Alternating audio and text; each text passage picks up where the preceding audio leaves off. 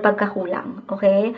So, ano lang din, yes, ang hirap, hindi naman perfect wala namang perfect na sitwasyon, relasyon, o tao, kahit ikaw mismo, merong ilang imbalances, humaharap tayo dyan. Iwasan lang bukod sa ma-pressure, kasi ang ilan dito, merong tendency ng pagka-perfectionist this month.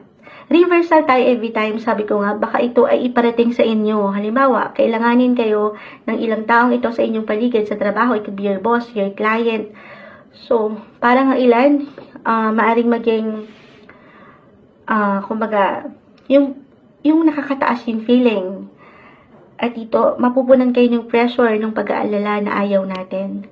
Okay? Lagi mong iisipin na as long as ibinibigay mo lang yung iyong lakas, yung strength mo, yung makakaya mo, yung best mo sa iyong ginagawa. Maging ano pa man yan, walang malalim dito na magiging problema.